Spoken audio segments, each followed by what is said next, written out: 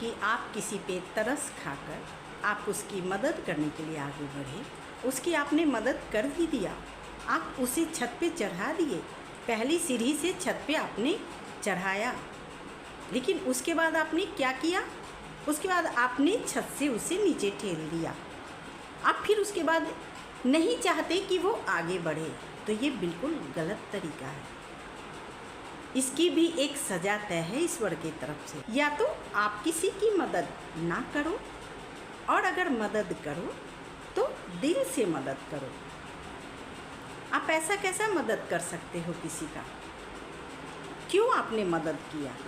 वो खुद अपने बल पे आगे बढ़ेगा भाई।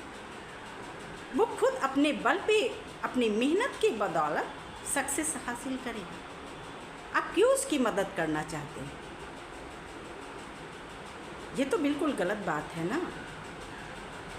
आप ऐसे लोगों की मदद बिल्कुल मत कीजिए जिस पे आपको तरस आता है। अगर तरस आता है तो आप दिल से मदद करो, वरना ना ही करो। और आपको क्या लगता है कि आप उसके पीठ पीछे धोखा कर रहे हैं, या आप उसे मदद करके नीचे ज़मीन पे पटक रहे हैं? तो जिसके साथ आप ऐसा कर रहे हैं उसे पता नहीं चल रहा है? बिल्कुल पता चल रहा है। क्या आप कर रहे हैं उसके साथ वो पता है, सामने वालों को पता है कि आप क्या कर रहे हैं। इसलिए किसी के साथ धोखा मत कीजिए। करना है, किसी की मदद करना है तो आप मन से मदद कीजिए, या फिर किसी की मदद ना कीजिए। आप अपनी जगह पे खुश और कोई अपनी जगह पे खुश। श्री कृष्ण कहते हैं कि सुंदरता किसी के शरीर या किसी के शक्ल में नहीं होती है। सुंदरता किसी के संस्कार में, किसी के व्यवहार में, किसी के अच्छे कर्म में, ये सुंदरता है उसकी। अगर आपको खुद को सुंदर बनाना है तो आप अपने व्यवहार को सुंदर बनाओ। आप इस तरह से किसी के साथ धोखा करोगे ना, तो आप बिल्कुल भी सुंदर नहीं हो। ना ही आप शरीर से सुंदर हो, ना ही आप शक्ल से सुंदर हो, और ना ही आप व्यवहार से सुंदर हो। आप चाहे कितना भी खूबसूरत हो, लेकिन आप असुंदरता की गिनती में हो। इसलिए अच्छा कर्म करो, किसी के साथ भी धोखा मत करो, बुरा कर्म ना करो। अगर आपको जीवन में खुश रखना है, जीवन को खुश रखना है, तो आपको खुद के व्यवहार को सही करना पड़ेगा, अपने आचरण को सही करना पड़ेगा, अपनी सोच को बदलनी होगी। आपको क्या लग रहा है आप बहुत काबिल हैं और सामने वाले को बुद्धू समझते हैं?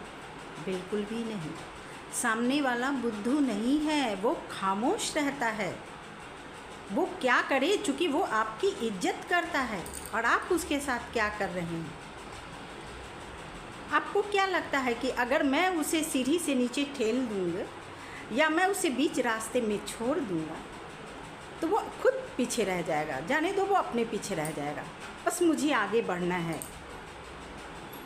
आप यही सोच रहे हैं ना कि बस मुझे आगे बढ़ना है, छोड़ो, कितना उसका हाथ पकड़ेंगे, यही सोच रहे हैं ना? नहीं, ऐसा मत सोचिए। अगर ऐसा सोचना था तो आप किसी की मदद ही ना करो।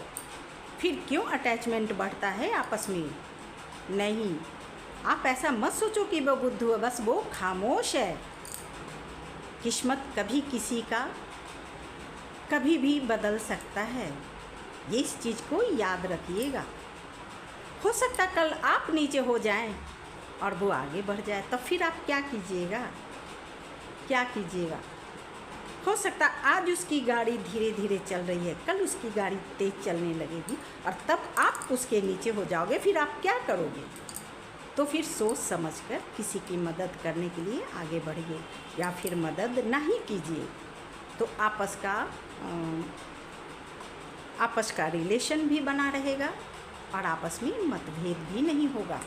तो ध्यान रहे कि किसी की मदद कीजिए तो पूरे दिल से कीजिए।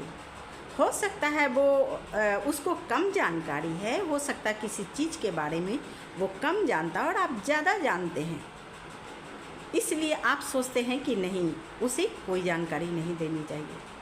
पर नहीं, पासा कभी भी पलट सकता है, ऐसा नहीं है। इसलिए किसी की मदद कीजिए तो दिल से मदद कीजिए। मदद करना सीखिए फ़ायदे के बगैर, मिलना जुलना सीखिए मतलब के बगैर, मुस्कुराना सीखिए सेल्फी के बगैर, प्रभु पर विश्वास रखना सीखिए शंका के बगैर।